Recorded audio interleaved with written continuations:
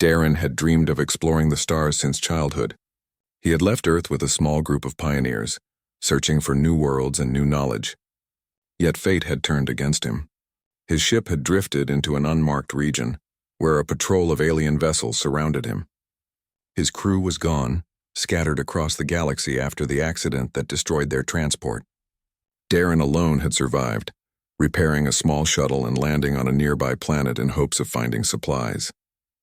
The world was not empty. The planet belonged to a proud and ancient empire. Their soldiers found him quickly, and their sharp eyes saw him not as a traveler but as an invader. Before he could explain, before he could even raise his hands in peace, they had bound him in chains of energy and carried him through their cities. The alien world was both beautiful and terrifying. Towers of crystal rose into the sky, glowing faintly under the light of two suns. Great banners hung between the towers, showing the crest of their queen. Bridges of glass stretched between cliffs, and glowing rivers wound like veins across the land. Yet every time Darren looked at these wonders, he felt no welcome. The citizens lined the streets to see the captured human. Some shouted, others whispered, and all looked at him with suspicion and fear. Darren kept his head low. He knew humans had a reputation in the galaxy, though he did not fully understand it. Some called them Deathworlders, born from a planet too harsh, too violent, where life fought endlessly to survive. To other species, this made humans strong but also dangerous. And now, standing in chains, he could see that the aliens saw him as a threat, not as a man. The soldiers brought him at last to the great palace. It stood upon a mountain, its walls carved from dark stone and edged with silver. Guards lined the gates, armored in shining plates, their weapons humming with hidden energy. The gates opened and Darren was pulled inside.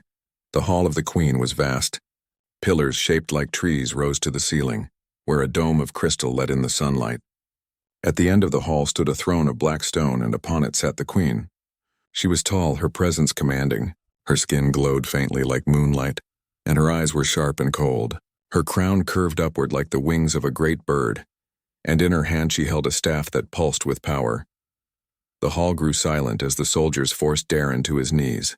The queen looked at him for a long time, her gaze steady as though she were reading every part of him. "This is the human who dared to trespass upon my world," she said, her voice carrying through the chamber. It was not a shout, but it was stronger than any cry. The court stirred with whispers. Some demanded judgment, others called for caution, but most simply waited for her word. The queen raised her hand and silence returned. Her eyes fixed on Darren again. "You are human," she said. "Your kind is spoken of in many worlds. They say you endure storms that break stone. They say you fight beasts that others would never face. They say your people are too dangerous to live near. Tell me, human, why should you be spared?" Darren swallowed hard. He wanted to speak. He wanted to tell her he was no threat, that he had only come here by accident. But the weight of the hall pressed on him. Every guard was ready to strike. Every noble was watching him as though he were a monster waiting to leap. He struggled to find his voice. "I am not here to harm anyone," he said at last. "My ship was broken. I came only to survive. I do not ask for power, only for mercy." The queen's gaze did not soften. "Mercy," she repeated. "Do you know what humans are called in the Council of Stars? They call you a storm-given flesh. They call you a shadow that grows in silence until it devours. You say you came only to survive, but survival is the very reason your kind is feared. For when humans survive, others often fall." Her words struck him like a blade. He wanted to defend his people, to argue that humans also built, healed, and dreamed. But he knew that no words would sway her. She was not speaking only of him. She was speaking of his species, of every human that had ever walked the galaxy. The queen's hand tightened on her staff. Her voice grew firm. "For the safety of my people, I cannot allow you to live. Your presence is a danger. You are sentenced to death." The court erupted in sound. Some nobles cheered, others nodded in agreement. The guards stepped closer, their weapons humming louder. Darren's heart pounded in his chest.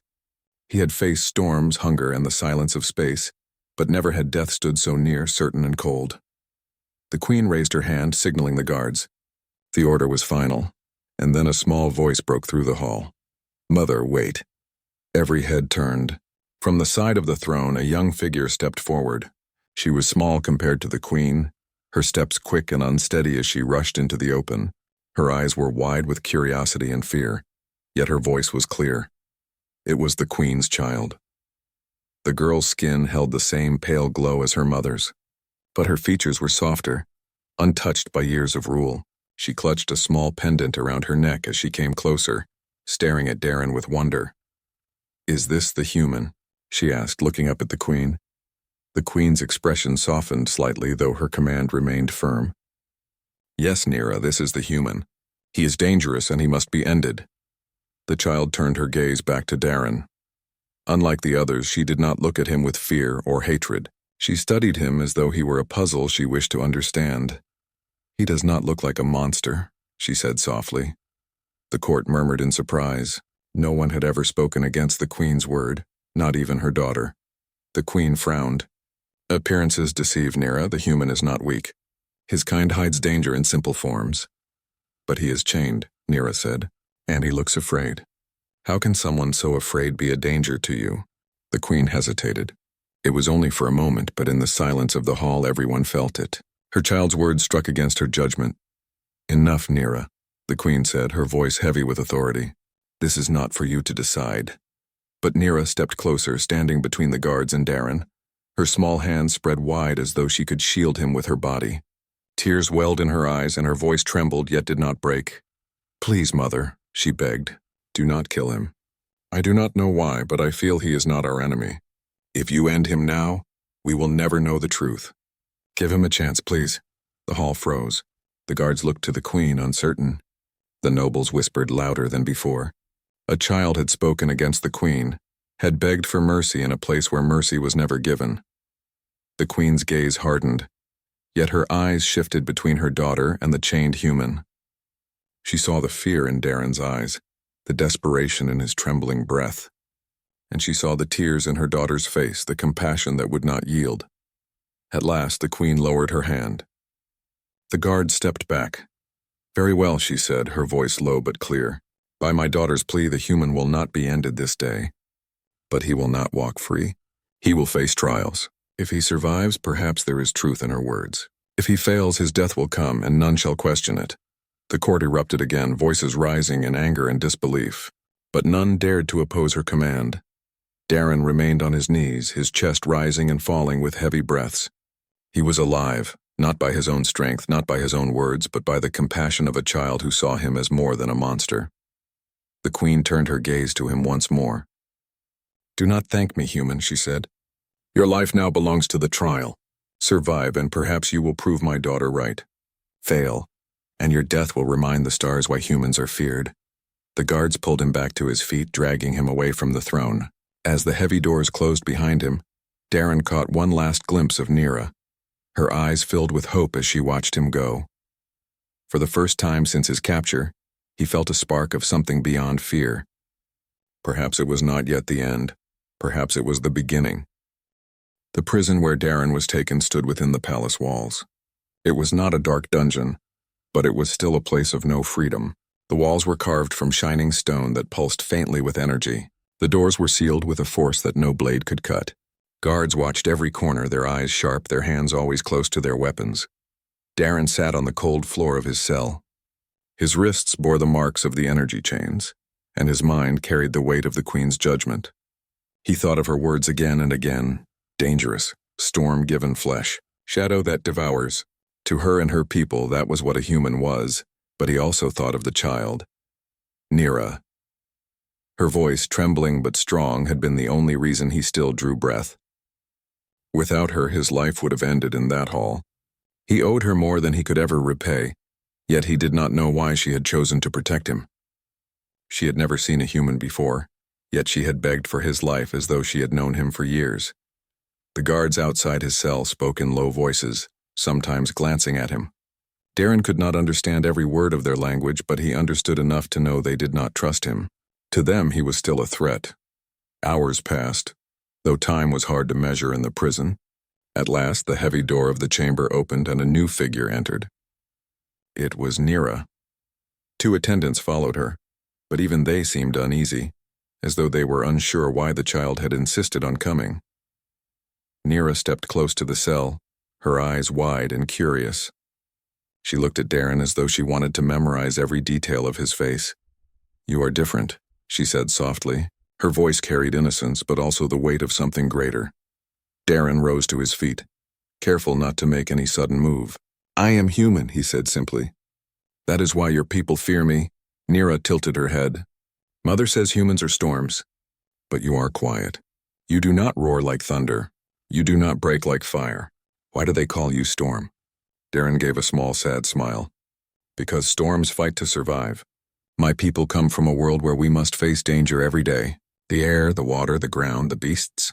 We grow strong because we must. But strength does not always mean harm. Sometimes strength means protecting." Nira's eyes brightened. "Protecting. That is good. You saved yourself when you came here?" "No," Darren said. "I only wanted to live. But if I had others with me, I would have tried to protect them. That is what humans do. We protect each other."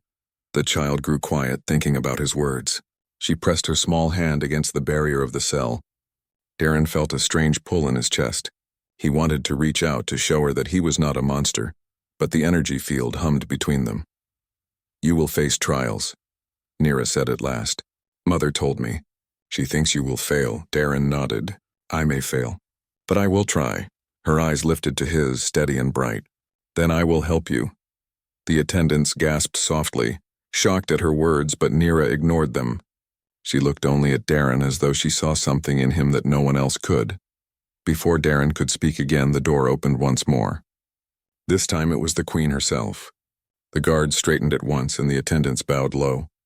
The Queen's gaze moved from her daughter to the human. "Nira," she said, her voice firm. "You should not be here." Nira stood tall, though she was small. "I wanted to see him." The Queen's eyes narrowed. "He is not a toy for your curiosity. He is a danger. Do not forget that." "But I do not believe it," Nira said. "I looked at him and he did not frighten me. He spoke of protecting, not harming." The Queen's jaw tightened. For a moment she seemed ready to rebuke her daughter, but instead she sighed, her voice carrying the weight of both a ruler and a mother. "Your heart is too soft, child. You do not yet know the ways of the galaxy. Compassion blinds you. If he deceives you, if he is as dangerous as they say, your kindness will be your undoing." Nira lowered her eyes, but her voice remained steady. "If he is dangerous, then I will learn. But if he is not, then maybe others should learn too." The Queen's gaze shifted to Darren. Her eyes were cold, but beneath that coldness was something else. Perhaps curiosity. Perhaps doubt. "Human," she said. "Tomorrow your trials begin. They will test not only your strength but your spirit. If you are truly more than the monster they speak of, you will show it. If not, you will fall and none will weep for you." She turned to her daughter. "Nira, you will not come here again. You will not speak to him until the trials are done. Do you understand?" Nira hesitated, then nodded slowly. But as the Queen led her away, she glanced back at Darren, her eyes filled with silent promise. When they were gone, the cell seemed colder. Yet Darren held on to the memory of her words. "I will help you." He did not know how she could, but the thought gave him strength. The next day, guards came for him. They removed the chains but surrounded him with weapons ready. He was led through the palace grounds where crowds had gathered to watch. Some shouted curses in their tongue. Others threw stones that struck his arms and shoulders. He did not raise his hands, for he knew it would only fuel their fear. He walked with his head high, showing no hatred. The guards brought him to a wide arena carved into the mountain. The walls rose high, lined with rows of onlookers. At the far end, the Queen sat upon a throne, her eyes locked upon him. The air trembled with expectation. A voice rang out across the arena, announcing the first trial. Darren did not understand every word, but he knew enough. This was not only a test of survival. It was a display. They wanted to see if the human could endure. The gates opened and the ground shook. From the shadows emerged a beast of massive size. Its scales black as night, its eyes glowing with hunger. The crowd roared, and the Queen's gaze remained sharp. Darren faced the creature with no weapon, no armor, only his bare hands and his will to live. The beast charged, its claws tearing into the ground. Dust rose around them as it struck. Darren leapt aside, rolling across the dirt. Pain shot through his body, but he forced himself up. He knew he could not fight it with strength alone. He had seen such predators before, though not of this world. They hunted by power, but they could be misled. He watched its movements, saw how it followed him, how it leaned its weight when it struck. Again it lunged. Again he dodged. this time pulling a broken stone from the ground and throwing it at its eye. The beast roared in pain, shaking its head. The crowd gasped. Darren ran, not away, but toward the beast's flank. He grabbed a loose shard of crystal from the arena floor and drove it into the soft flesh beneath its jaw. The creature howled, thrashing wildly, but Darren held firm until it collapsed. The arena fell silent. The beast lay still, and Darren stood covered in dust and sweat, his chest heaving. He had survived. From her throne, the queen watched with unreadable eyes. She did not clap. She did not smile. But she did not give the order to end him. High above, hidden behind the guards, Nira watched from the shadows. Her small hands clutched the railing, her eyes shining with pride. He had survived, just as she believed he could. The queen rose, her voice echoing. This is only the first trial. Do not mistake survival for victory. More will come, and each will be harder than the last. Human, your life hangs by a thread, and I hold the scissors. Darren met her gaze. He did not speak, but his silence was not weakness. It was a promise. He would not break easily. The guards led him back to his cell, but the eyes of the crowd had changed. They still feared him, but now some carried another feeling as well. Respect. And as Darren sat once more upon the cold floor, he thought of Nira's words again. Protecting. That was what humans did. That was what he would show them. The morning air in the palace was sharp and cool. Sunlight poured through the crystal domes, casting long beams across the stone floors. Guards came for Darren again, their faces stern, their weapons humming softly. He was taken from his cell and brought to the arena for the second trial. Word had spread quickly after the first contest. Many who had doubted were now curious. How could a human, chained and unarmed, strike down a beast bred for battle? Some believed it was only luck. Others whispered that the stories of humans were true, that they were not weak but dangerous in ways no one understood. When Darren entered the arena, the crowd was larger than before. Rows upon rows of faces filled the seats, their voices rising like a storm. The queen sat high on her throne, her crown glinting in the sunlight. At her side was Nira, though hidden slightly behind the guards. Her eyes were fixed on Darren, her small hands clasped together as if in silent prayer. The herald raised his voice. The second trial shall test not the body but the mind. The human will face the path of echoes.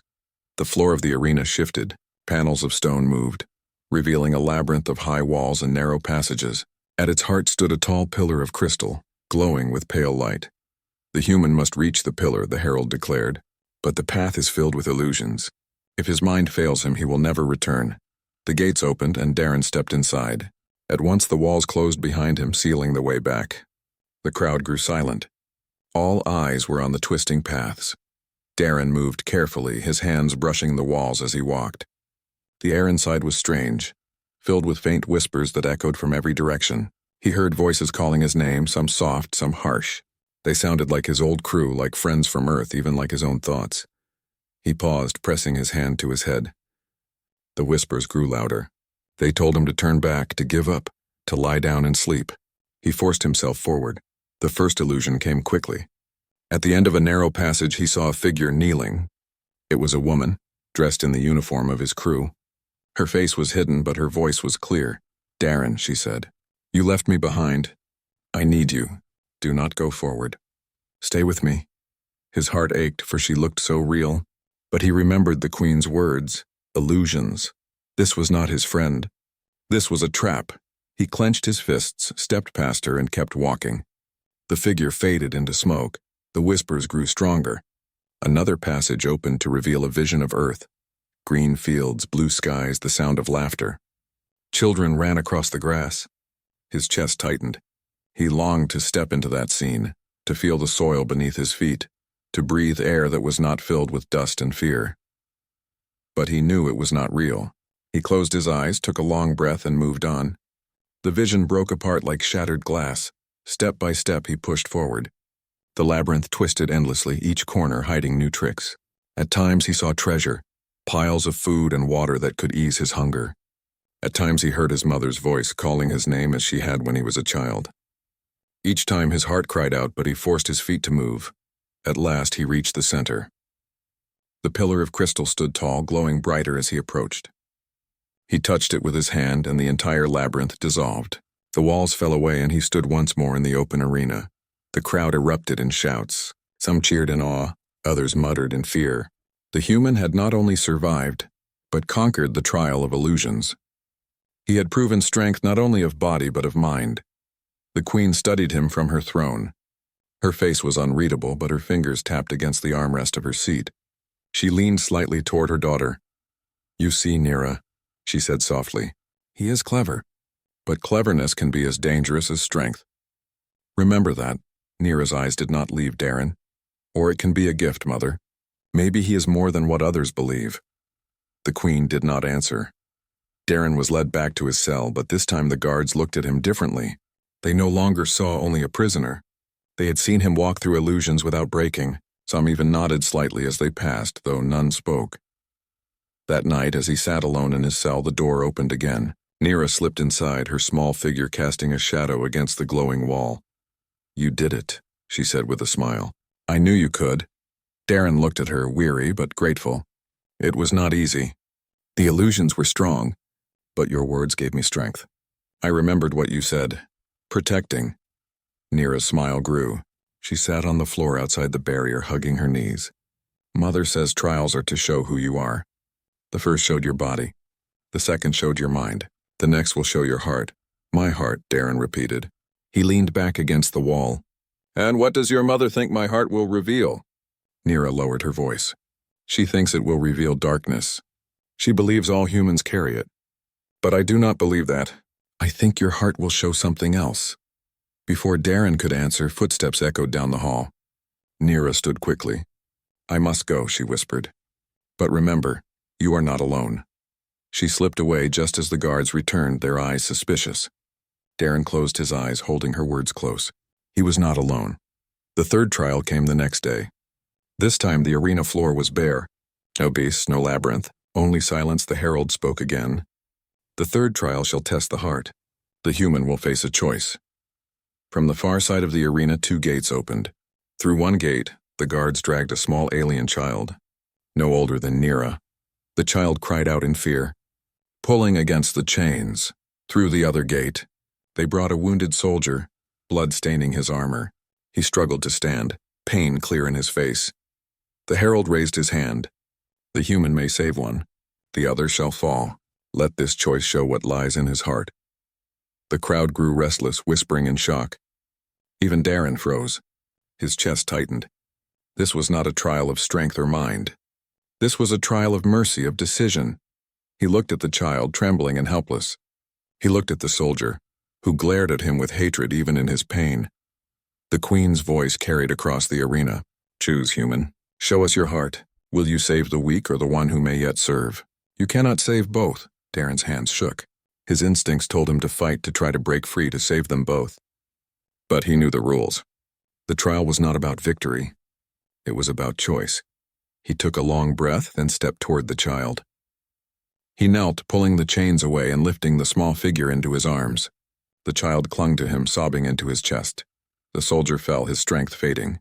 The crowd gasped. Some shouted in anger, others in shock. The queen's eyes narrowed. "You chose the weak. Explain yourself." Darren lifted his head, his voice steady though his heart ached. "Because the child has a future. The soldier is strong, but his wounds will take him soon. The child, if protected, can live. Humans protect the future. That is why I chose." Silence fell. Even the crowd could not argue with his words. Nira's eyes filled with tears as she watched. She understood. Her mother said his heart would show darkness, but instead it had shown compassion. The queen rose slowly from her throne. "Very well, human. You have passed the third trial. But do not think mercy will shield you from what lies ahead. The trials are not yet over." The guards took the child from Darren's arms, carrying them to safety. The soldier was taken away as well, though his eyes still burned with hate. As Darren was led back to his cell, the whispers of the crowd followed him. They no longer saw him only as a storm. Some now saw him as something far stranger, a human with mercy.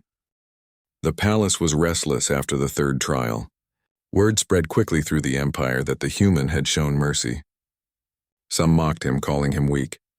Others whispered that it took more strength to spare than to strike. The queen gave no sign of what she truly thought. Her expression remained cold and unreadable, though her eyes lingered on Darren longer than before. Darren sat once more in his cell, tired, but alive. His body bore bruises, his mind still echoed with the whispers of the labyrinth, and his heart carried the weight of the choice he had made. He saw again the eyes of the soldier who had been left behind. That look of hate stayed with him, even in silence. Nira returned that evening, slipping past the guards as she always seemed to do. She pressed her face close to the barrier and smiled when she saw him still breathing. "You passed again," she said. "I knew you would." Darren gave a small nod. "I chose the child. It felt right. But the soldier will not forgive me." Nira's smile faded. "Some will say you were foolish. But I believe you were wise. You showed them your heart.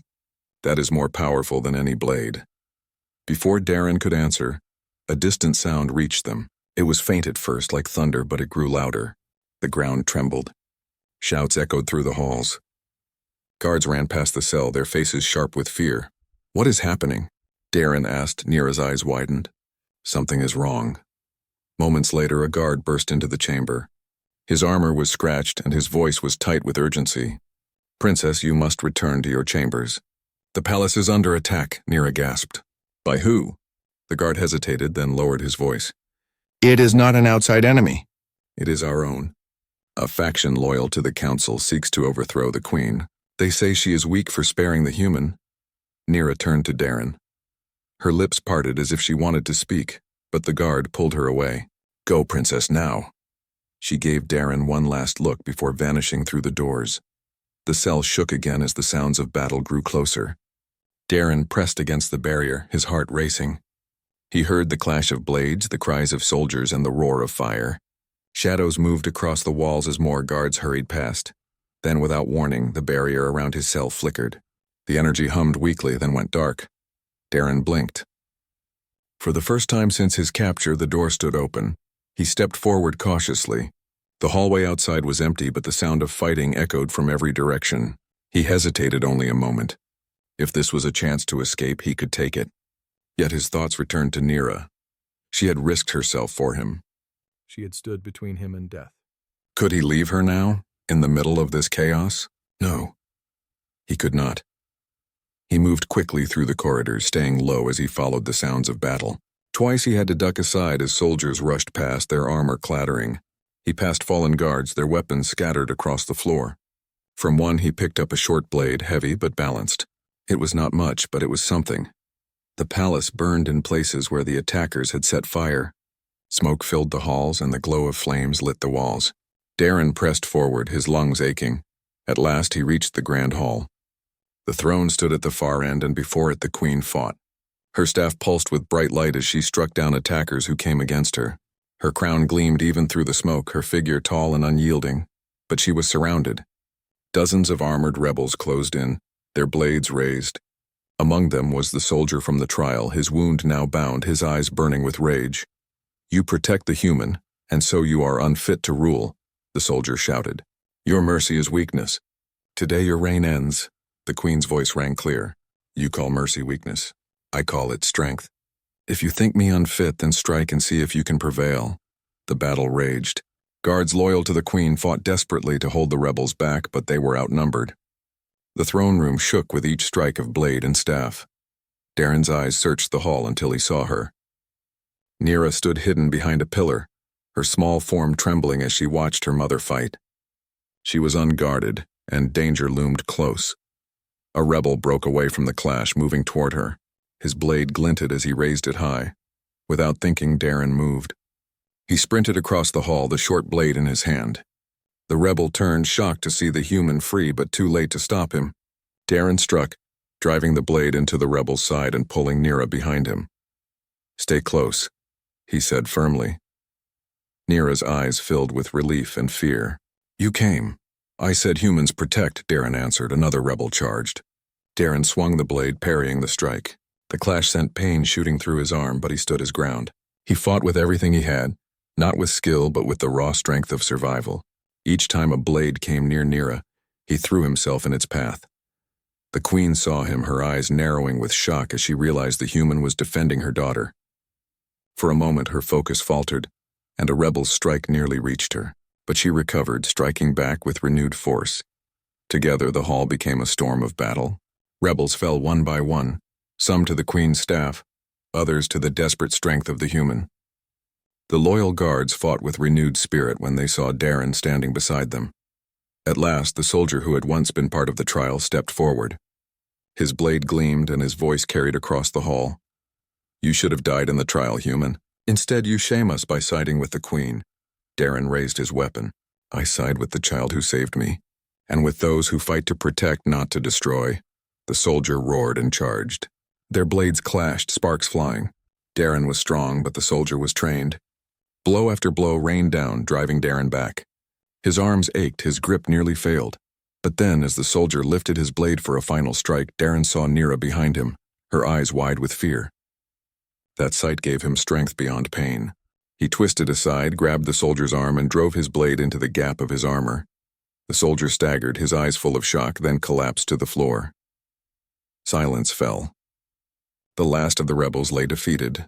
Smoke rose through the hall, and the Queen stood tall among the fallen, her staff glowing faintly. Her gaze turned to Darren. For a long moment she said nothing. Then slowly, she lowered her staff. "You protected my child," she said. Her voice was quiet, but it carried through the chamber. "Even when you could have fled, even when you could have left us to fall, you chose to stand with us." Darren, breathing hard, lowered his blade. "She protected me first. I only returned what was given." The Queen's eyes softened, though only slightly. She turned to Nira, who clung to Darren's arm. The child's tears glistened, but her smile was bright. "Mother," Nira said, "he is not what they say. He is not Storm. He is not Shadow. He is Protector." The Queen closed her eyes for a moment, then opened them with renewed strength. "Perhaps you are right, child. Perhaps I judged too quickly." The guards gathered, bowing before their Queen. The hall smelled of smoke and ash, but victory was theirs. The rebels were defeated. Their leader struck down. Darren stood among them, no longer a prisoner in chains, but a man who had chosen to fight beside them. The eyes of the court turned toward him with something new. Not fear, not only suspicion, but respect. For the first time, the Queen's voice carried not only judgment, but something like gratitude. "Human," she said, "you have proven more than strength or cunning. You have shown loyalty to one who gave you none. For that I will not call you enemy." Darren bowed his head, weary but firm. "I did not come to be enemy. I came only to survive. But if survival means protecting, then that is what I will do." The Queen looked at her daughter, then back at the human. "Then let us see what the future holds." The flames dimmed, the echoes of battle fading. But the memory of that night would never leave the palace. It was the night the human stopped being a prisoner and became something far greater. The palace was quiet in the morning after the night of battle. Smoke still drifted from burned corners, and the echoes of the previous night's chaos lingered in the halls. Guards patrolled more carefully, their eyes alert for any new threat. Yet there was a sense of calm, as if the storm had passed and left a strange peace behind. Darren stood in the hall where he had once been a prisoner. His body ached from yesterday's fight, and bruises covered his arms and shoulders. The short blade he had taken from the rebels was in his hand, not for attack, but for protection. He had learned to trust neither shadows nor silence, but he also knew that the trials were over. The Queen's gaze had fallen on him several times during the night, studying him carefully. Nira ran into the hall, her small feet echoing against the stone floors. She smiled brightly when she saw him. "You're alive," she said. "I knew you would be." Darren gave a tired smile. "I am alive because I had to be. Because of you, and because I had to protect." Nira grabbed his hand and tugged him toward the throne room. "Mother wants to see you. She said it is time to decide your fate." Darren nodded. His life had been uncertain since the day he was captured, but he had survived each test. Now the final judgment awaited him. The throne room was filled with the light of the twin suns above, shining through the crystal dome. The Queen sat upon her throne, her tall figure radiant and unyielding. She did not raise her staff, nor did she command the court. She simply waited. "Human," she said, her voice calm but firm. "You have endured trials that no being should face. You have faced beasts, illusions, and choices that test your heart, and yet you remain." Darren bowed his head slightly. "I only survived because I had no choice but to keep going. I followed what I believed was right." The Queen's eyes softened slightly. "You have shown courage, cunning, and compassion. You have saved my daughter. You have saved my people from internal betrayal. By every measure, you have proven strength beyond fear. Nira stood close by, her eyes shining. I told you, Mother. He is not a storm. He is protector. He is human, but he is good. The Queen's gaze shifted to her daughter. Your faith in him is strong, child. Perhaps stronger than my judgment. She looked back at Darren. The Council may not forgive my mercy. They may call this weakness. But I see what you are. You have earned your life and more. A murmur passed through the hall. Some nobles whispered to each other, unsure if they should accept her words, but none dared speak openly against the Queen, not after seeing the human fight and protect during the rebellion. Darren straightened. Queen, I do not seek power. I do not seek reward. I only wish to live in peace and to honor the trust you and your daughter have given me. The Queen studied him carefully. Then she spoke, her voice echoing through the chamber. Very well. You shall live. But more than that, you shall be granted a choice. You may remain on this world as a guest of my court, or you may leave, carrying with you the knowledge that humans and my people may yet find understanding. Darren's eyes widened. This was more than survival. This was respect, recognition of his species, and a chance to forge a new path between worlds. I choose to stay, he said finally. I want to help build that understanding. If humans are to be feared, let them also be known for their courage and compassion. The Queen inclined her head. Then so be it. You will remain under my protection, human. But know this, your presence is still unusual. Some may doubt, some may fear. You must prove yourself every day, not with strength alone, but with your actions. Darren nodded. I understand, and I will do what I can to honor that trust. The Queen's gaze softened as she looked at Nira. And you, child, have taught me something I had forgotten. That compassion can reveal truth where suspicion blinds. You have chosen wisely in seeing the human not as a threat but as an ally. Nira smiled, then ran to Darren's side. I knew he could survive. I knew he could help us. The court remained quiet. The nobles and soldiers who had once whispered in fear now regarded him differently. Darren's courage, his mercy, and his loyalty had reshaped their perception of humans. They saw not a storm, but a being capable of hope, strength, and protection. Later, the Queen summoned the council to the throne room. She spoke plainly, her voice carrying authority that no one could challenge. This human has proven himself. He has acted with loyalty, with courage, and with wisdom. He has saved my daughter and defended this palace against internal betrayal. From this day forward, humans are no longer enemies in this court. Let this be known throughout the empire. The council members exchanged uneasy glances, but the Queen's word was law.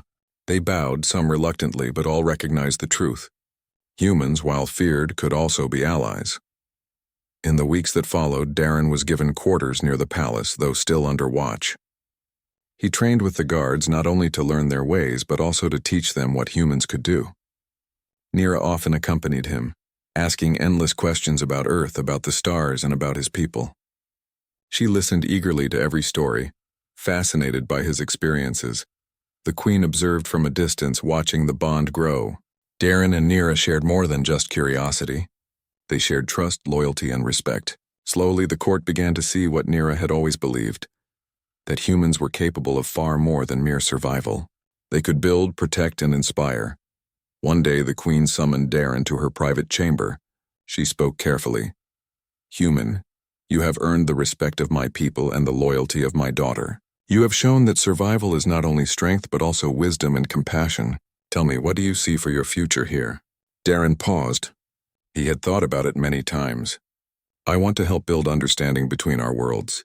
I want humans and your people to know that we can coexist. I want to show that strength without mercy is meaningless, but strength with compassion is powerful. The Queen nodded slowly. You speak wisely.